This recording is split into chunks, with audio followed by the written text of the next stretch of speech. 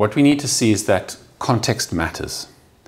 And generally speaking, there's kind of two buckets into which the opportunity would fall. And that is that you either need a contract worker for a role, perhaps somebody has resigned or a role is open, is vacant for a time, but it's a role and it was generally filled by a permanent employee, or it's a project.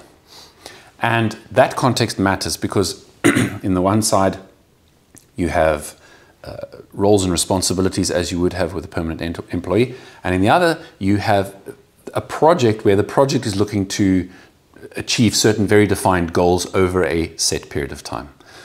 So that's the broader context. And then within that we then talk about the individual who's coming needs to have a very properly defined scope. So what is it that you are bringing them in to do on this contract basis? And one of the major errors that is made is that this is not well thought through upfront or communicated very well when going out to search for the right freelancer. So what is the context into which they are coming? Is it a role? Is it a project? And then within that, what are you expecting them to do? Is it well defined? And so before you set out on this journey to go and even consider who you should bring into your organization, you should be thinking about, am I clear on what I expect from them? Because this is going to have a direct impact on the quality of person that you get. Have they done this type of work before? Are they a good match? Do they have the background and the skills that you need for those specific deliverables? Because there is a fundamental difference between a contractor who's coming in where they are expected to achieve certain goals and then likely leave, versus a permanent employee who will be working on multiple projects over a long time.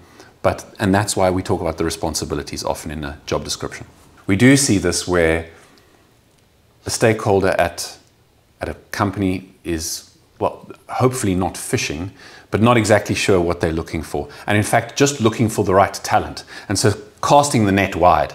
And while it's understandable at certain times, the problem is that if you're not serious about the fact that you need a contractor, or that you are prepared to bring somebody in on a contract basis, you do run the risk of running up a reputation in the market as a business that is just fishing and never serious about the fact that you will contract. And if there's one thing that we've learned with freelancers is they don't like to have their time wasted.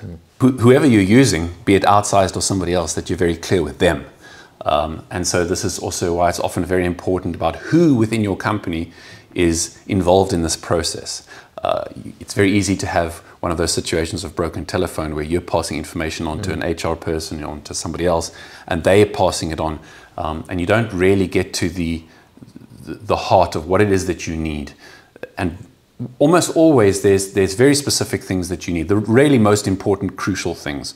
And we find that if we can talk directly to the hiring manager, you do get to that information. So being prepared to take a little bit of time to communicate that from the right person to whoever who is assisting you, hopefully that's Outsized, but having the right person to communicate that makes a big difference. I think one of the common mistakes is assuming that because you have a well-defined and set recruitment process that you use for your permanent employees, that you can lift that and apply it to the freelancers that you're going to be bringing in. And that's not the case.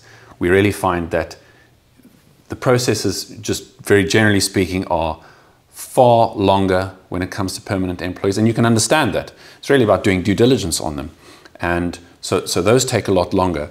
Whereas the freelancer is not going to sit around and wait for that. They have options.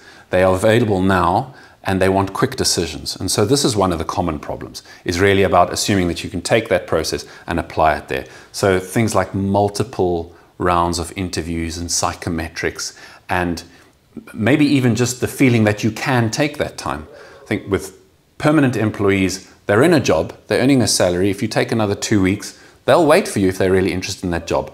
Unfortunately, if you're an independent who's come to the end of your contract term and now you're waiting, you're not going to hold out and hold out and hold out, right? You will have a few options on the table, and whoever's able to expedite that process is probably the one that you'll go with.